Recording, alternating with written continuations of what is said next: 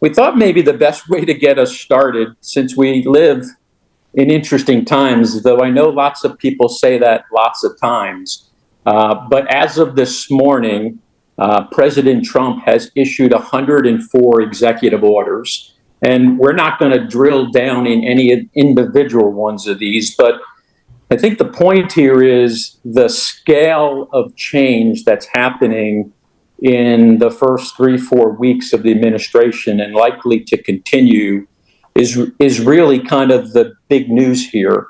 And the questions would be, how do you manage and navigate through this? So I thought I'd turn to the panel and let them react to one of these items or an overall perspective. And so, Vivek, let's start with you. As you think about 104 executive orders against all of these different things, what's it say to you from a board governance perspective? Thank you, Dennis. In a nutshell, too many things to go after is what it says. And so the question then becomes, what is real? What do I pay attention to? How do I shift my focus to areas that matter? And I've found, especially now, lots of tools like wargaming and effective action or scenario planning are really effective in understanding which is the area to pay attention to. If you see a series of events associated with an action that is either a reaction from the market, a reaction from competitors, and those don't end very quickly in a stalemate, that likely means this is something to pay attention to, meaning there's enough first, second, third order actions that happen after that there is a chain of events that will occur as a consequence of an executive action. And then it's something to pay attention to. Great, thanks for that. Claudia, let me turn to you. What does this say to you? Well, I think the uncertainty the orders and the number of orders create is really is difficult to deal with. I mean, the language of many of the orders is vague. So in some respects, they create as many questions as they answer. A number of them have been or will be challenged in court. You know, court does not move at deal speed, it moves at court speed. And sometimes, you know, these executive orders call for reports. In other words, they are the first step in, you know, potential further changes. You know, it's striking, I think, that they change the economics of certain industries, for example, EVs and transition technologies. And that kind of quick shift from the government, the kind of regulatory shift raises interesting and difficult questions about when you have a project that requires long-term investment, you know, how do you quantify the risk? And then I think, you know, the other thing is you don't just look at yourself, you have to look at the indirect impacts. I think, you know, Vivek, you may have been alluding to that. But it's, you know, it's the second and third order effects that are sometimes going to be the most potent. Travis, let you play wrap up here. And one of the things that's probably clear to everybody on this call, business doesn't like uncertainty. And this creates a lot of uncertainty for a lot of different reasons. What's your perspective from this volume of activity? I'll be honest, I think we've been here before. This is a different source of uncertainty, but it's not like we haven't gone through pandemics, financial crises, regulatory changes, and the like. I remember when Trump first, in his first term, we were having the same conversation. When Biden appointed Lena Khan to the FTC, we had this same conversation. This happens every time we get a new administration. This is a much more visible source of policy change. And I think that's very helpful for people. I completely agree that there's a lot of talk. A lot of these executive orders don't really have teeth to them. But it's kind of like, you know, using the analogy of the guard dog that keeps barking and barking but doesn't have any bite. It's still going to scare off a lot of activity that we might otherwise have had. And so making sure that people are thinking through the effects of these policy changes in the new administration is going to be important as we, plan. Perfect. So that was a great way to level set and talk about the program is really going to get into 3 pillars. I thought that was a good way to kind of get us started. The first one is have a conversation about the regulatory environment and how it's shifting in a real way. Then M&A, which is falling on from that, shareholders activism, which continues to be having an impact on corporate America, and then wrap up with board blind spots. But so let's go to the regulatory environment element and dig a little deeper, and let's try to differentiate between rhetoric and policy. Not to say that an executive order is not impactful. They are, but as Claudia mentioned, some of the language is a little softer. It almost looks like what Dennis Whalen would write, as opposed to Claudia Allen, who's a disciplined attorney. But it is what it is, and we live in the world that we live in. So let's talk about the post-election regulatory environment or the deregulatory implications, and kind of try to have a conversation around the anticipated shifts that you all expect to see in 2025. So, Travis, why don't you start us off and frame where you think we are and what the expectations might be for 2025? Sure. So we've got a lot of different constituencies on this call, people in different industries, people in different parts of the country, people that have international businesses versus not. Each of them are going to be affected differently. I think, one of the main focuses of Trump's first 100 days has been DEI and how that rolls through both the federal government, federal contractors, and honestly, other companies that have DEI policies or receive money directly or indirectly from the federal government. That's something that honestly has been a trend since last year, the Harvard case. I think most well-advised companies have been trying to find what their core values are and what the drivers of their business are, both from their stakeholders, but also economically, and have been making pivots or sticking to their guns in response to that for over a year now. I think that there's going to be more scrutiny on that, particularly at the federal and at the state level. But it's not new. It's just a heightened scrutiny. I think, I mentioned antitrust regulation. There's an expectation from some groups that, well, with Lena Khan gone, the federal government is open for business for every single industry to do all deals that it wants. I think if you look back to the first Trump administration, they had higher scrutiny over certain sectors, particularly social media businesses and big tech software. That's probably why we had so many of the tech luminaries standing behind Trump during his inauguration. If you have import-export, those controls are going to become stronger, particularly if you have transactions that are going to be reviewed by CFIUS, Team Telecom, or other kind of national security-focused items. And then the last I'd throw out there is grant money.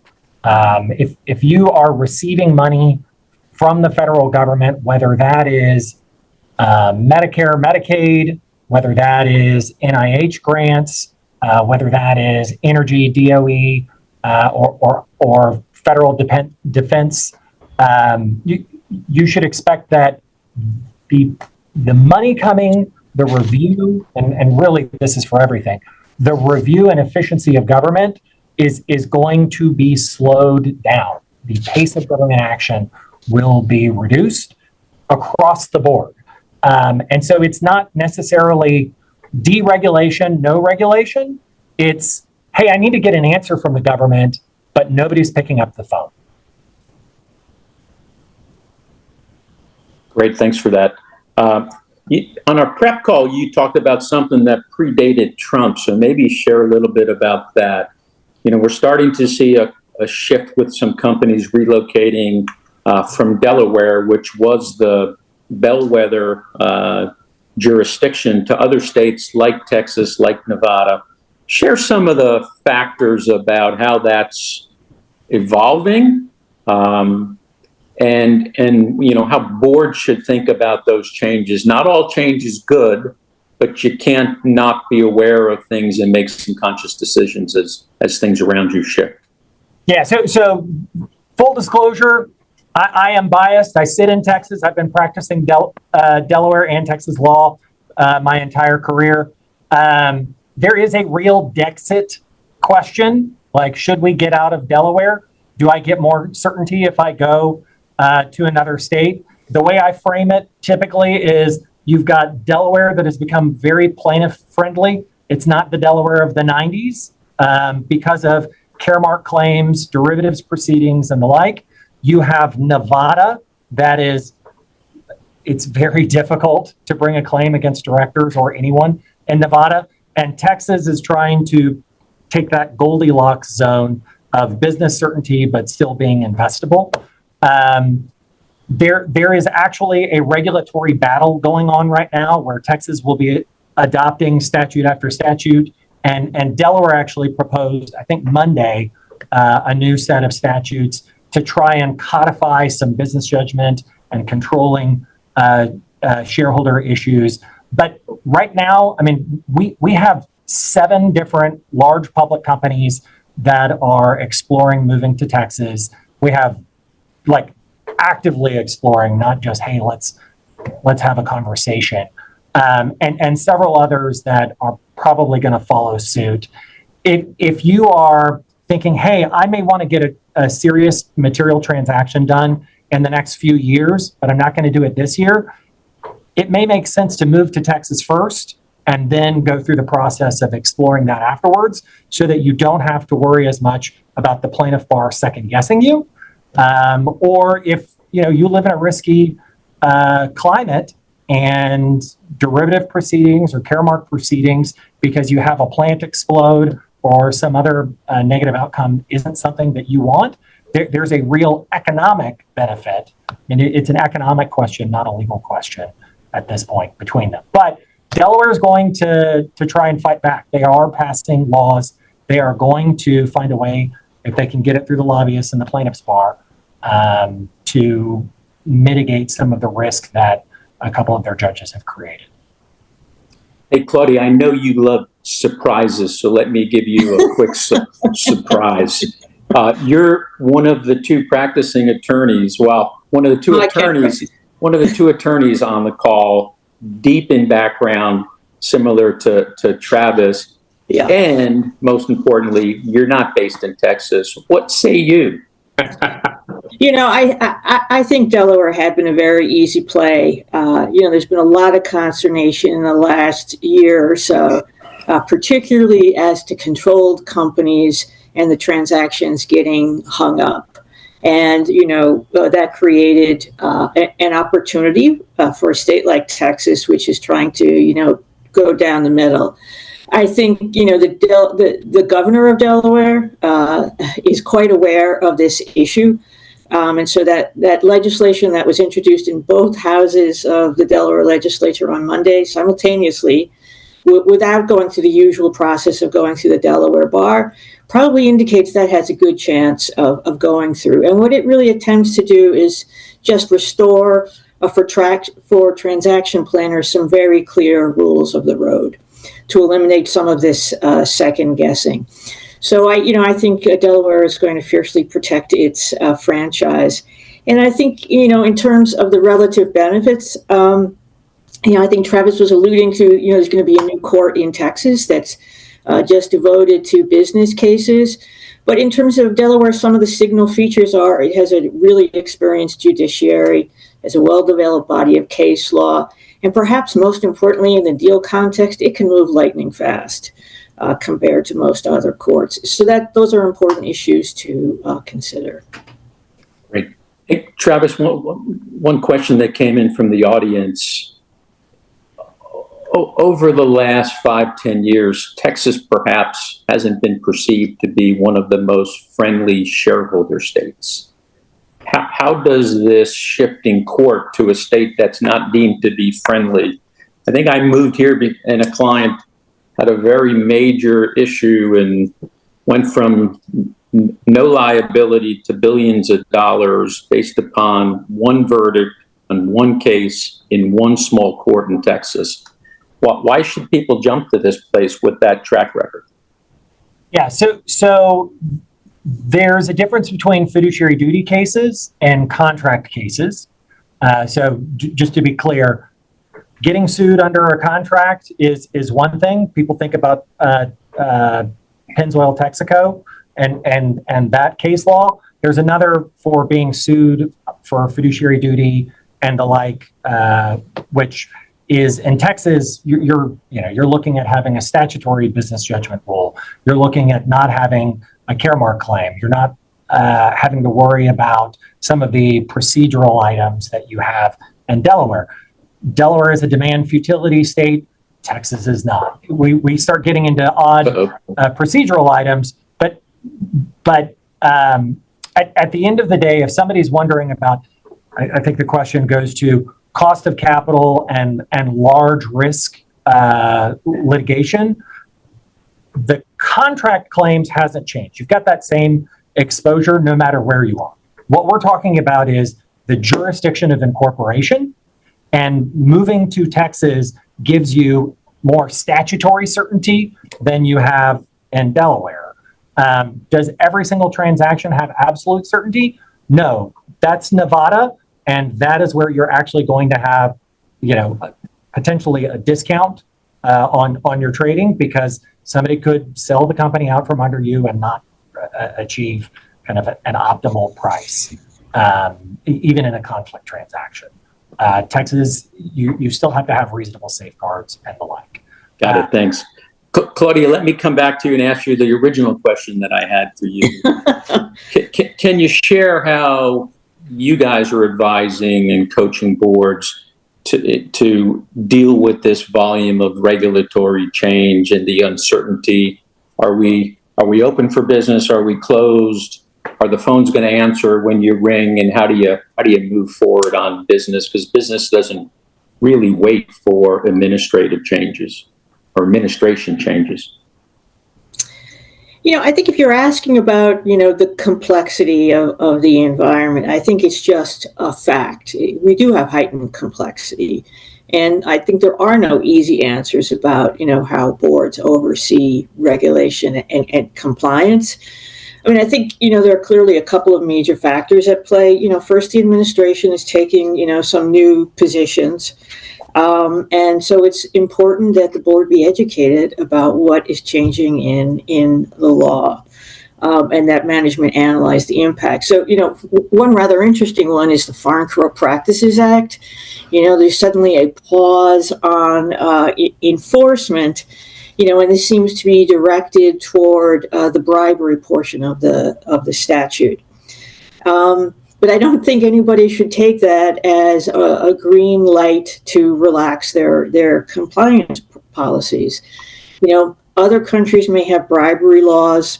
The act itself has not been amended by Congress. If you think about the practical impact of, relaxing anti-bribery laws, that could actually encourage foreign officials to seek bribes. And companies still have to contend with their own codes of conduct. There are other federal laws that are implied, and there's a 5-year statute of limitations on Foreign Corrupt Practices Act claims. So these things could come back to haunt in the future. So I would say this is not a green light. And I think the other really significant factor is this patchwork of statutes, rules, regulations that we have. So the federal government may be pulling back on regulation in certain areas, finance, the environment, AI. But you also have to recognize that some states perceive it as a void, and so they're stepping in. For example, New York and California on environment, in AI. So you have this inconsistent patchwork of state and local laws and potential conflicts between federal, state law. And then, I think Travis alluded to this, if you're a multinational, you have to layer on top the foreign statutes. And then the other thing is, even if the U.S. does pull back on the federal level, you also have to consider your customers. So if your customers are subject to Scope 3 emissions reporting, they're going to still demand that you provide the information they need so they can report.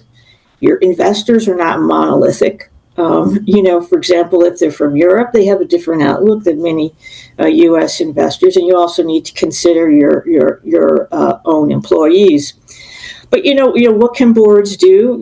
I think the first thing is to ensure you're receiving updates on the changing regulatory landscape. Management should be talking to you about the trends and how they can affect the business, and you shouldn't be hearing about these things after the fact. You should be hearing in advance. And so management can explain to you how they plan to comply to the extent there's some clarity on the law and how they intend to ensure compliance. You have to set the type and frequency of reporting, with management. And that's not always the easiest. That may be an iterative task as laws continue to change. And, if you think about areas that are changing so quickly, like regulation on AI, that can affect where and when a company, can use AI, sell an AI product. So this has to be taken into account in earlier stages. And then, in terms of where oversight of compliance is housed, it's often in the audit committee, I think sometimes almost by default. So of course, you have to question whether they have enough bandwidth. And some of these issues may be significant enough that they should be up at the full board level as the regulatory landscape challenges. And, I pulled what I thought was a somewhat interesting data point. We surveyed about 1,300 directors in January about adjustments to strategy, to reflect announced and anticipated policy changes from the new administration. So that's a pretty good sample size. Only 6% said they anticipated significant adjustments to strategy. About 40% said a moderate change. And over 40% cited no change, which I think is a really interesting number. And it may be a lot of those companies are just waiting to see what happens. Thank you, Claudia. Vivek, you've been sitting there patiently, and particularly when Claudia talked about Foreign Corrupt Practices Act, the first thing I read was on the rhetoric side. I thought bribing was okay. I then read something a little more in depth, and I realized, no, it's still not okay. You still have to play by the rules. But that gets us to the question, Vivek. There's a ton of rhetoric going around, but rhetoric isn't policy. Rhetoric isn't certainty. How are you working with boards and coaching them about being in this for the long term? One of the questions that came through the Q&A chat was, is it just going to be like this for 4 years and then 4 years we'll flip everything back? And I don't think anybody knows the answer to that question. I think it will have something to do with who would be the next president, but that's like a lifetime from now. So what are boards doing today to drive businesses that need certainty, that need to make decisions that will hold up irrespective of who's sitting in the Oval Office? So share some thoughts about what's happening. Yeah, no, sure thing, Dennis. And I think Claudia and Travis hit a little bit of this as they went through the regulatory environment and how that's changing. The crux, of course, is figuring out which to act on and which not to act. You act too soon and there's a problem, and you act too late and your competition has got you boxed up. And there are at least two areas that have been particularly interesting for me and boards that I've worked with. And they are in this energy emergency and Stargate space. And they're particularly interesting because they are going to affect nearly every aspect of every industry because of where they're strategically located. I like to think about it a bit, Dennis, as in if you went to the extremes, you had free energy and or you had infinite technology, you can pretty much do anything you want in terms of competitive advantage over the rest of the world. And you can produce more food, you can produce more products, you can produce metals, you can mine, you can convert one to the other, you can recycle, and so the effect that the environment will have on those, and not just the first order effects like Claudia described, but the second, third, fourth order effects are something that boards have to get their heads around, have to have their management teams really look ahead of. For instance, we have regulation around LNG. Is that real? Well, we do have advantaged gas. We have access in terms of locked up routes. We have customers. Will we go from 14 BCF to 45? Yeah, it's probably likely that will happen. What's the implication of that, not just for the 4 years, but longer term? Well, if I expect Stargate and data centers to push a lot of power demand, and I'm starting to feed that demand, and I'm having a lot more energy come into the mix, what happens to my supply chains? What happens to the welders, pipe fitters, boilermakers who are of short supply on the Gulf Coast? Do I need to act on that ahead of time? What are those scenarios? What exactly will the actions will happen? What portfolios do I need to get locked up? What sort of talent do I need to develop?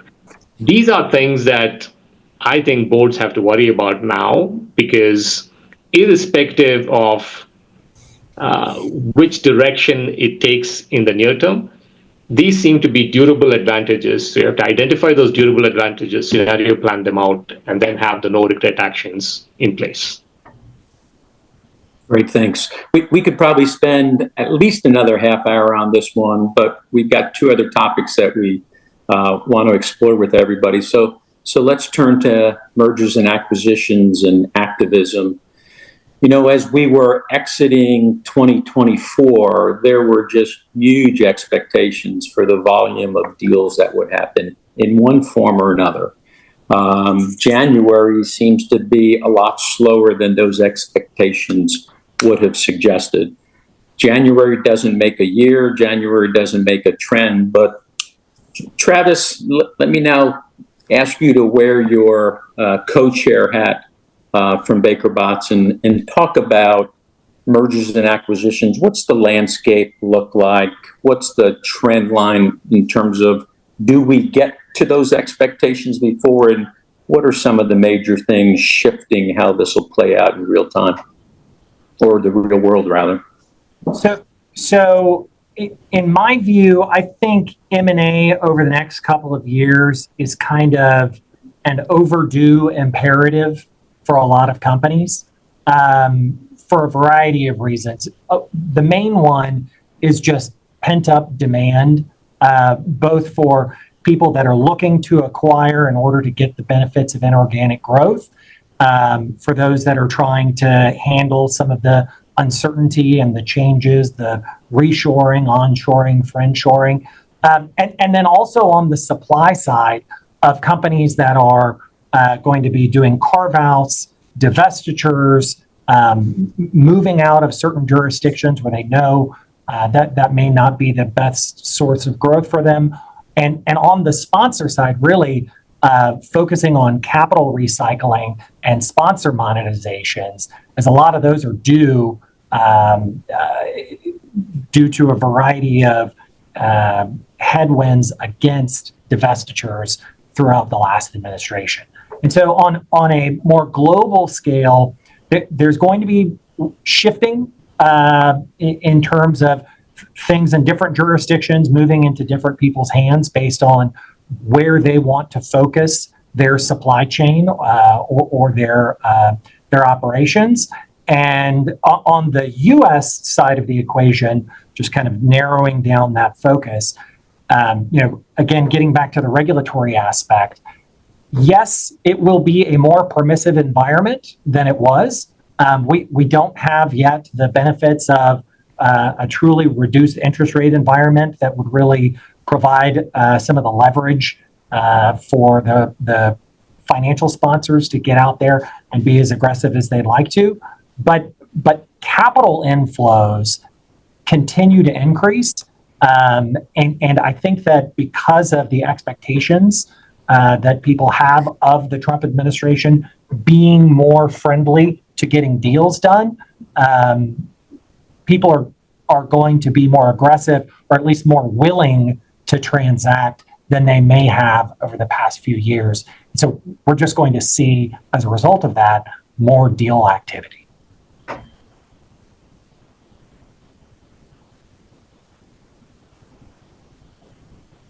Hey, Travis, you kind of broke in and out there and froze. I don't know if that was on everybody's or just on my screen. Okay. But could you give us a summary of those things? Because it was hard to follow. Sorry. Can you hear me better now? Or is there something to do to check? Yeah. Okay. So the gist just being there's sufficient demand at this point of pent-up demand in deals, whether that's on the divestiture side or in the acquisition side to put capital to work. And there's a sufficient expectation now from parties on both sides of the equation that we will actually get to see more deal flow, in part because this is a government that will be more permissive than the prior administration, even though it's not like the Trump administration was the most permissive that we've ever had. I mean, again, looking back at the first Trump administration, they actually were pretty aggressive in antitrust enforcement, in CFIUS enforcement, and in other kind of regulatory restrictions on M&A during the first term when compared to the Obama administration. Great, thanks for that. Hey, Vivek, let's flip it a little bit. Still within the framework of M&A, but activists are really stirring up that pot too. We've seen that the last couple of years. It feels like one of the best defenses of an activist thing is to spin off some part of your company. But we've got a couple of slides that Maya will hopefully put up. But why don't you talk a little bit about what looks like today's activist playbook? Yeah. And then talk about what does that look like for a company before, during, and after, so we can think about the long-term ramifications. Yeah, no, sure thing there is. No, I do feel that management teams and boards are much better prepared to see an activist than they ever were. They understand what their demand might be in various categories. They understand what they should do about it. They understand what it takes to get them to go away. So it isn't what it was maybe in the 80s and 90s, where you were really worried, Barbarian at the gate sort of thing. It's just different. And Travis hit this. If you look at what you said and look at the data behind it, since 2010, what are the areas in which activism has been a focus, has been a focus of activists when they come to companies? And it starts with corporate governance and management, because that's a big bucket and it's one that they can do something about. What are they?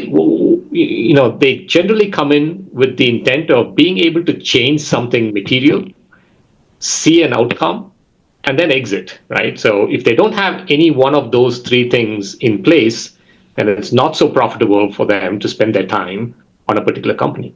So there has to be an easy path in terms of an improvement, right? And that typically is in getting the governance right.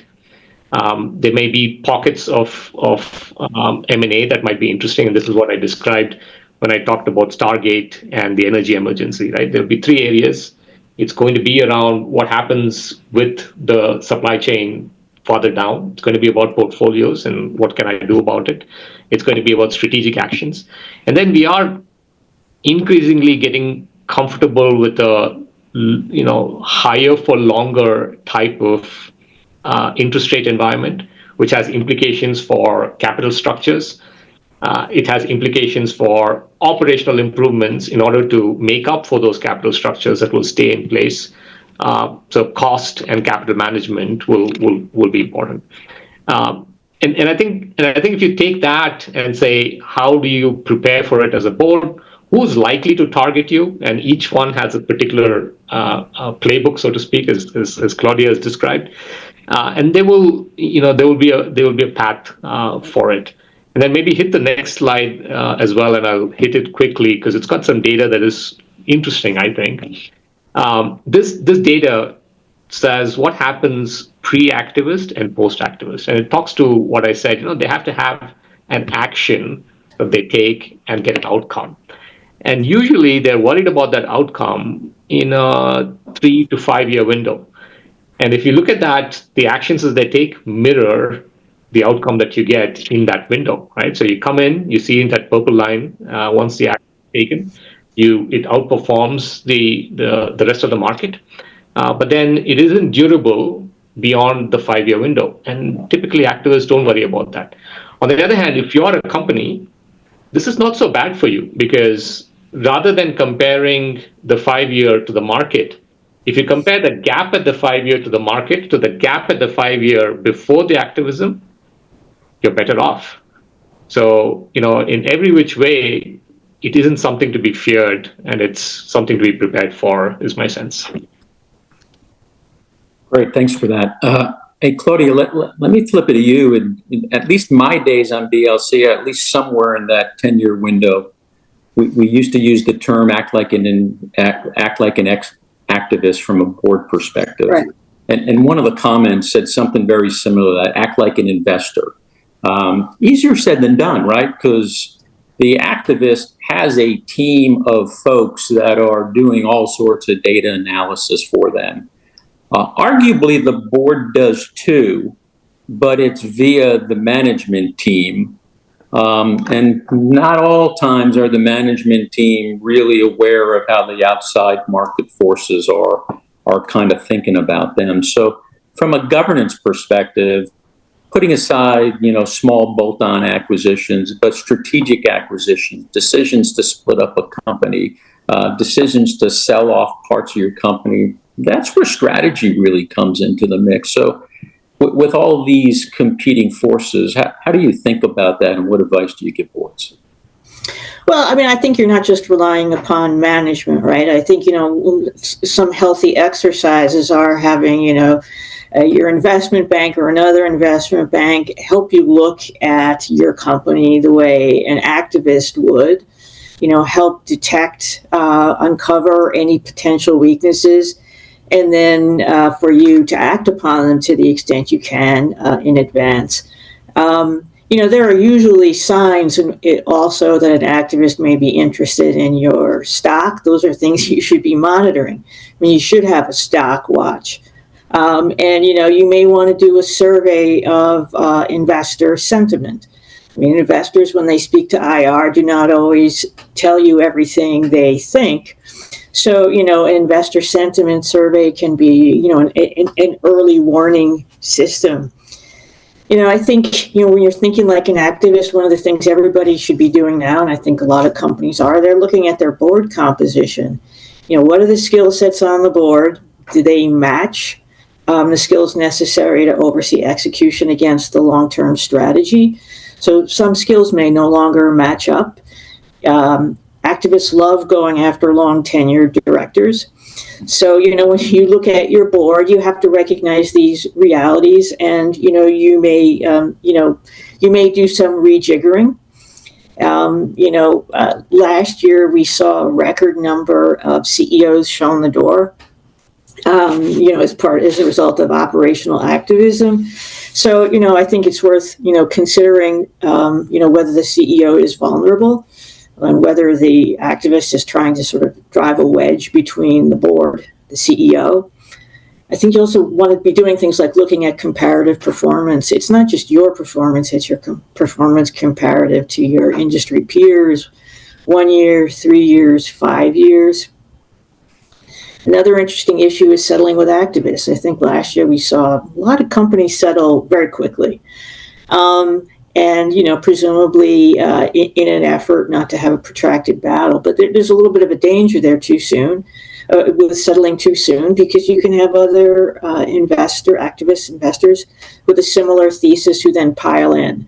So, you've settled once and you still have the same problem. And, I would just say, in terms of M&A, I think it's worth, thinking about some of the basics that should be in place at a company. Whether you're going to be an acquirer or dispositions, you want to make sure you have a team in place. I mean, the idea, I think, is to have a reliable, repeatable process. So there should be a robust diligence process in place. And the M&A process should cover post-closing integration, where so many deals fall apart. And then I think part of the discipline is post-acquisition review. What went well? Did the deal fail? Why? So we don't do it again. And then lastly, I would say, boards need that attitude of constructive skepticism. So when a deal comes to the board, important to recognize sometimes management falls in love with a deal. They think it's great. And the role of the board is to constructively ask questions to make sure the assumptions, et cetera, make sense. Yeah, that last point you mentioned, Claudia, I remember I had a client there. It was a $200 billion transaction when $200 billion was a big size transaction. And the management team had been working on it essentially full time for 2 or 3 years.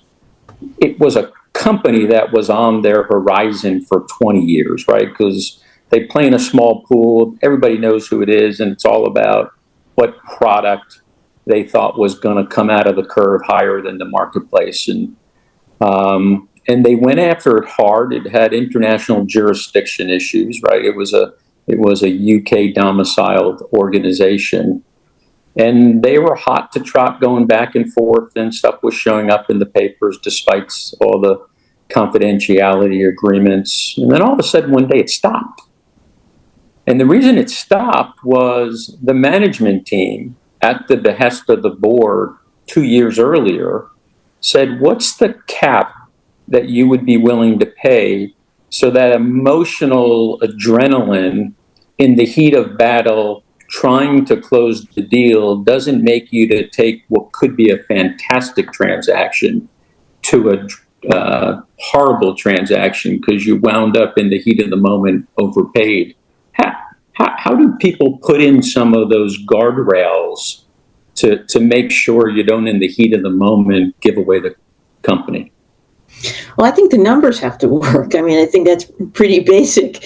And, you have to make sure your base case is really a base case, and understand the potential downside. And I think, that's the reason you may go out and get more than one opinion on the fairness of the transaction. I mean, there can be many others, but, everything with a grain of salt. And I think, having the discipline about how much you want to pay, that kind of discipline is terrific, but also digging into the numbers to make sure they don't make sense. I mean, I think we've all seen too many hockey stick type, visions of the future. Yep. Great. Thanks. So let's pivot to the last topic, blind spots in the boardroom. And we added this one in because at NACD Summit back in October, there were some sessions on that very topic. And they not only seemed to be very popular, but the conversations were really interesting. So we wanted to kind of replicate a little bit about that, to talk about, how, if they're blind spots, the reality is you don't see them. So how do you have processes? How do you have protocols, guardrails, all sorts of things in place so that you see more than you would see normally, so that you can be prepared? Everybody always says you got to be able to see around the corner. Well, that's virtually impossible unless you do a couple things right. So, Claudia, talk about some of the things that you think are valuable to boards to have less blind spots and maybe peer around corners a little better than they might otherwise. I think one of the things to focus upon is compound risks. I mean, boards are operating, in this environment of heightened volatility and uncertainty, and we have this convergence of a pretty large number of macro factors. Geopolitical instability, including wars in the Middle East and Europe, stresses on supply chains, potential tariffs in the U.S. and other countries. We don't know how much or when. Behavior in response to tariffs, decoupling from China, onshoring, friendshoring, interest rate uncertainty, recession uncertainty, new administration in the U.S., and a large number of new governments abroad. So that's a pretty heady mix of big factors. And so I think you want to try to look at the impact of more than one risk at a time, right? Because these risks can magnify each other, I think, as many experienced during COVID. And I think that means a couple of things. First, you want to make sure that management has an updated risk profile for the company, and that they've been then engaged in some robust scenario planning based on that risk profile, and include compound risk scenarios. You may not get the right one, but sometimes scenario planning is a very useful exercise for management and the board particularly in the compound context. And you find vulnerabilities or issues that you might not have addressed before. And I think that also ties into updating your crisis response plans. I mean, this is a pretty difficult environment. And then, just one word of caution. I think, everybody looks at individual incidents. Yes, they have importance, but you want to look at the structural shifts that are occurring, for example, on the geopolitical level, because you don't want to get too caught up in missing the forest for the trees.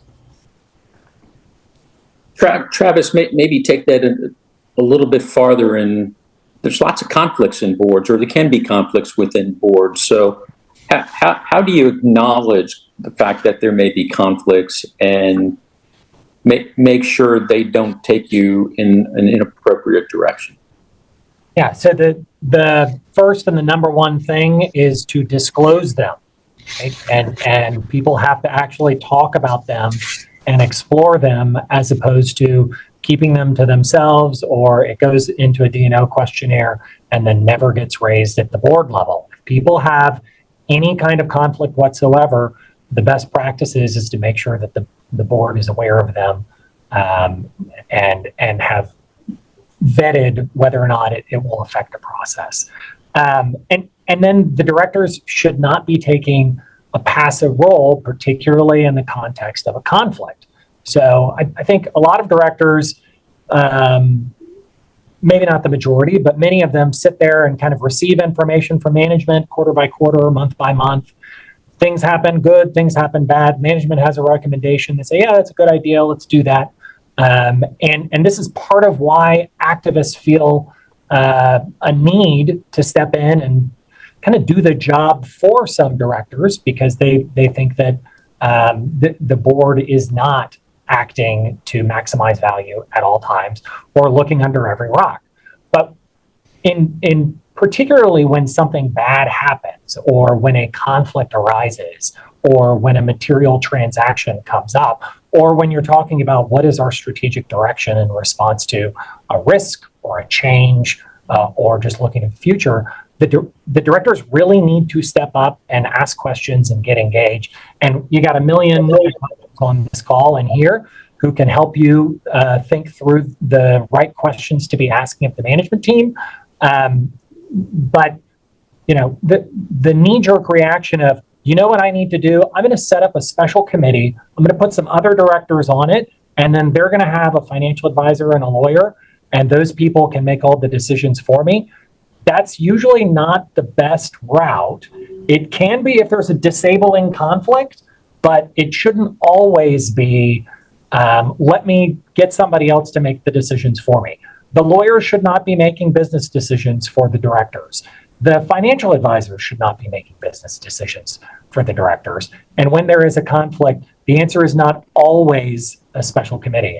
In fact, many times it's not, because a majority of disinterested independent directors can typically handle the situation. But if there is a conflict, make sure that you call your lawyer, and if you need to get an independent valuation, make sure you get independent financial advisor involved as well.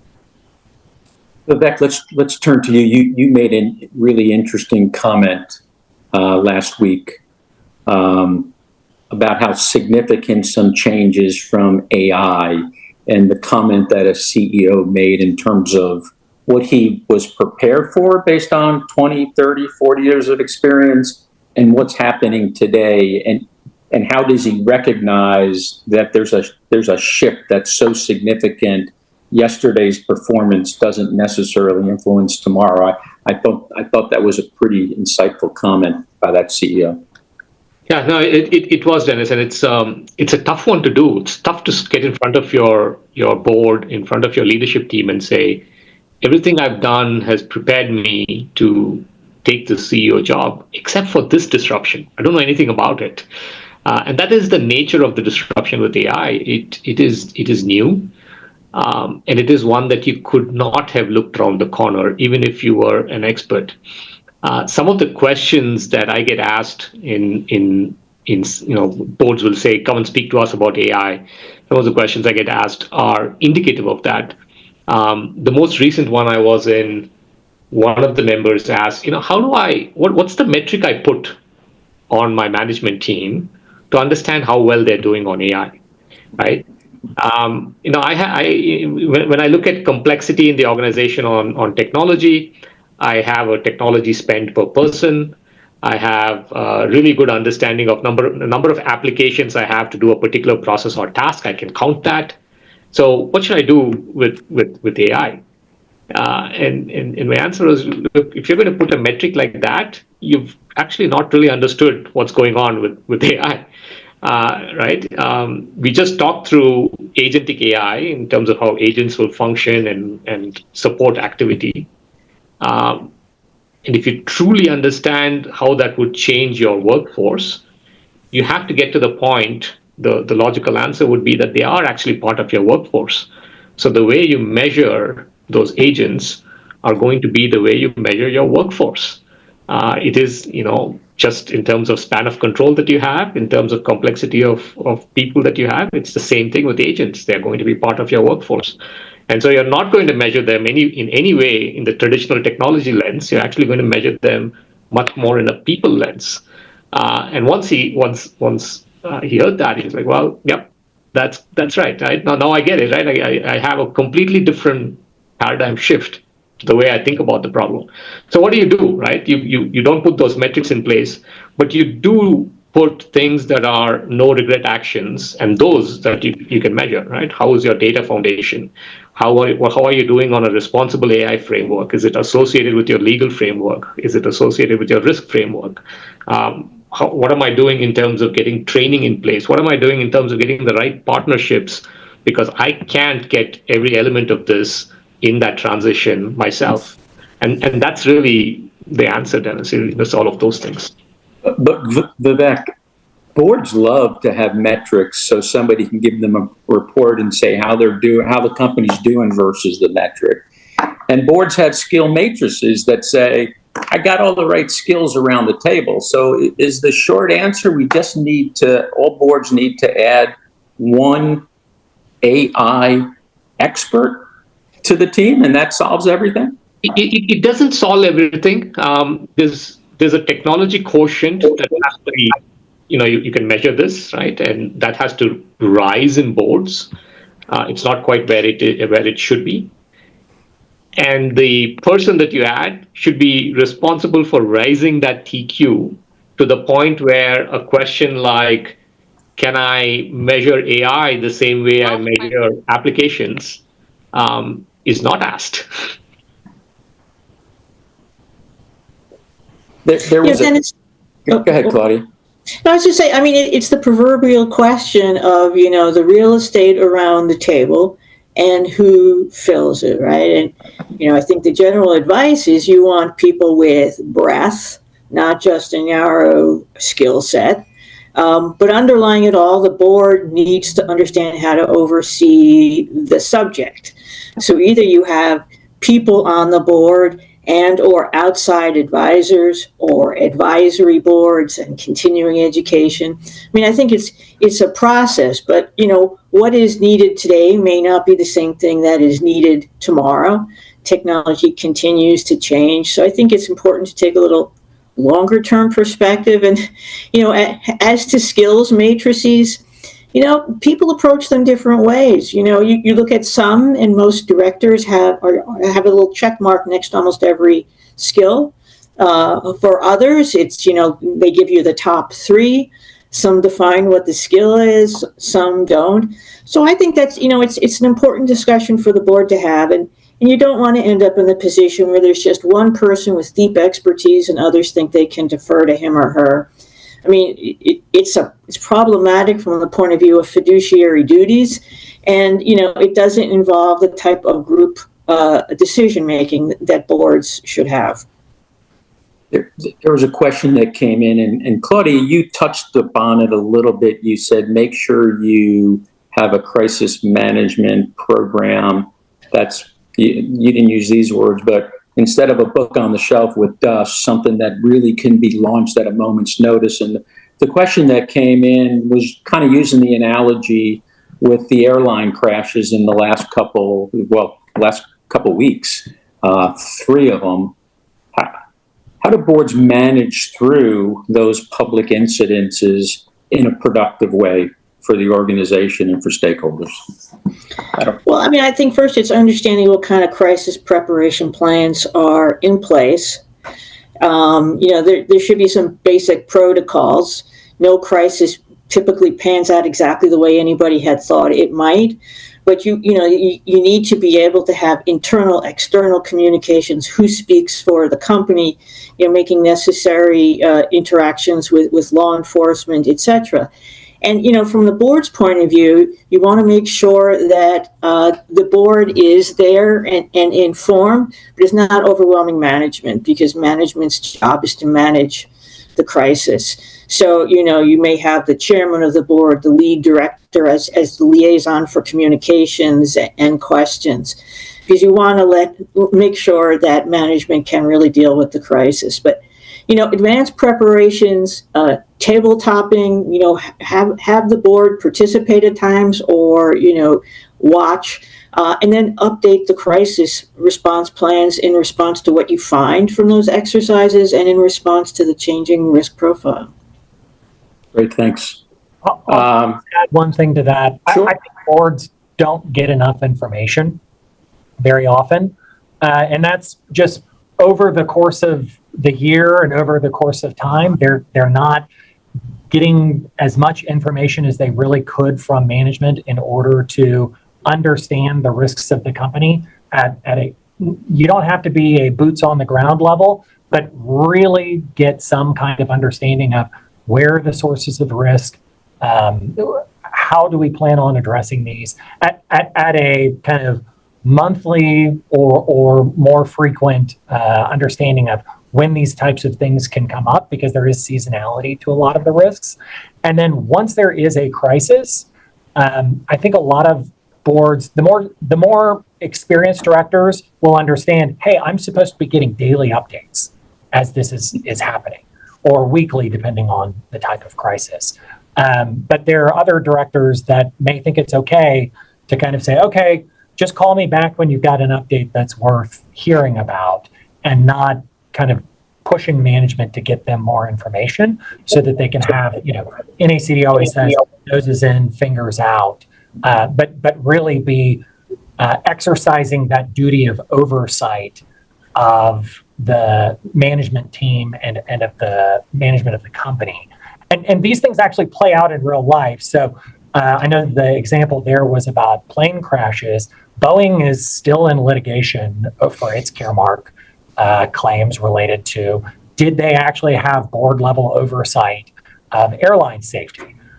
Bluebell ice cream, if you can remember the 2017 Listeria outbreak, they're still in litigation about whether or not the board actually had any kind of risk oversight over food safety, which is laughable to suggest they didn't, but that's the current state of the law.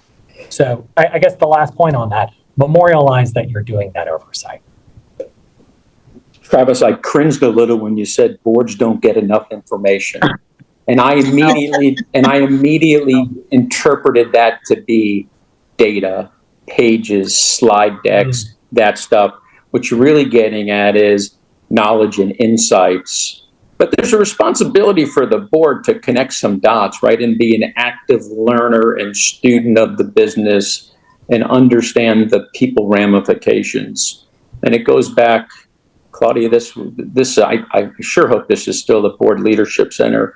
The board has to take control of the agenda, the board agenda and all of the standing committee agendas. Because if you don't control the agenda, then somebody else is controlling the knowledge and the insights getting shared with board members. And the board meeting will end on time, but it'll be death by PowerPoint. And as you drive to the airport, you'll say, what did we accomplish today, right?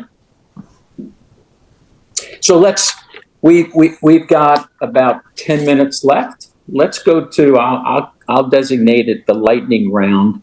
And I'd like each one of you to kind of share a last point, a key takeaway, or even better yet, what's the one thing you would encourage a board member to do tomorrow or next week, not next year, but short term, that they might not be doing today to better position their boards and their companies for continued success?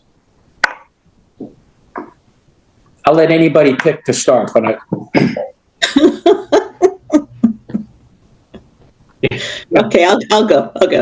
A couple of things come to mind for me. I think it's really important that the board be keeping its eye on the future, not just at the past. So that means looking at the emerging risks and trends.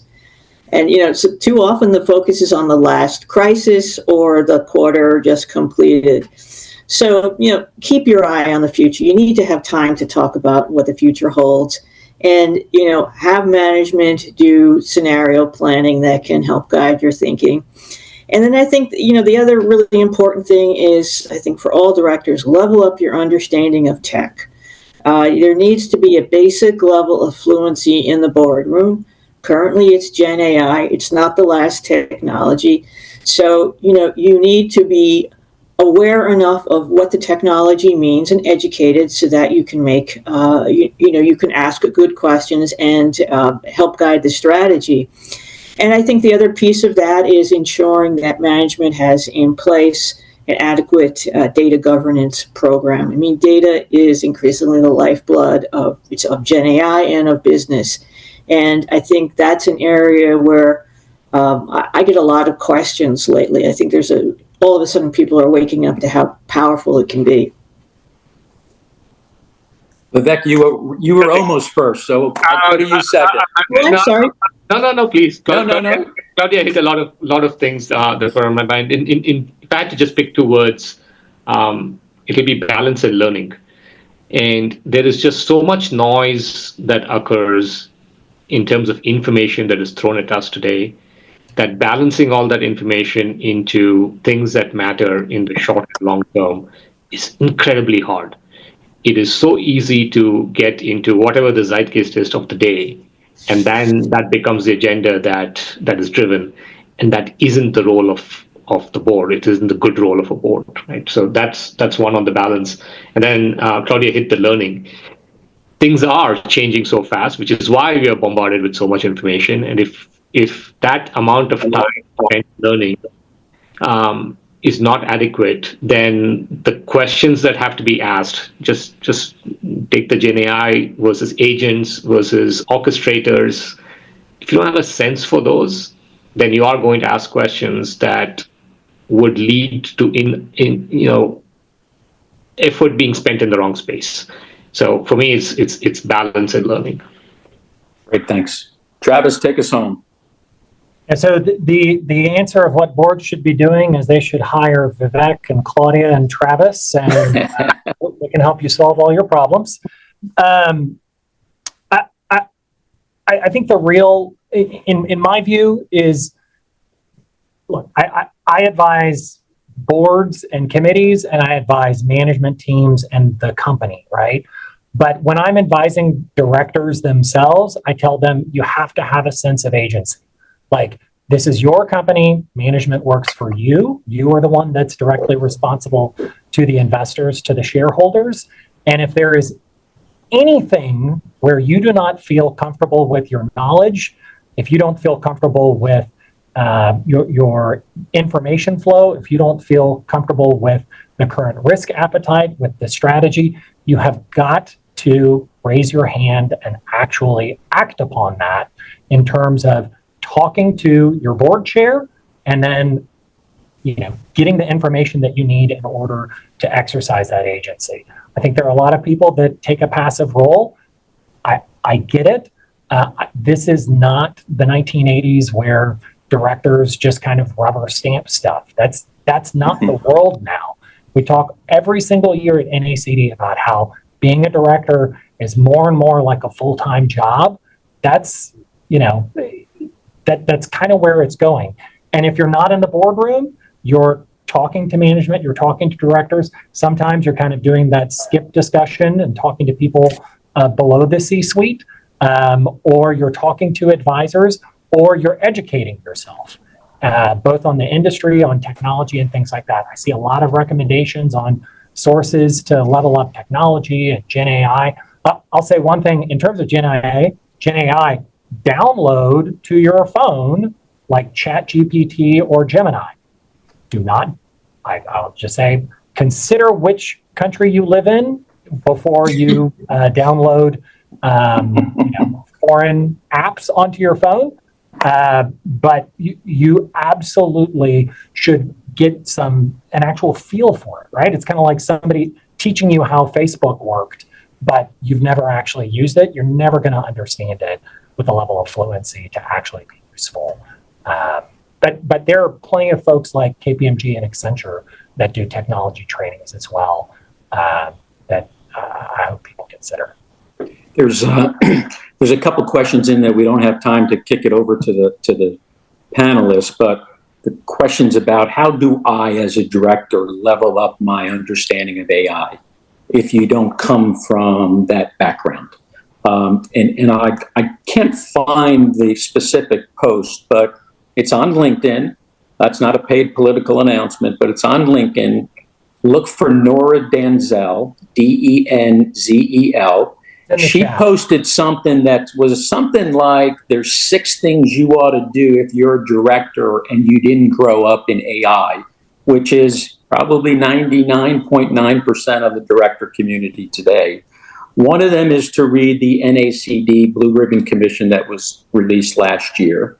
Another one is, and I'm starting it, it's called The Coming Wave by Mustafa Seliman.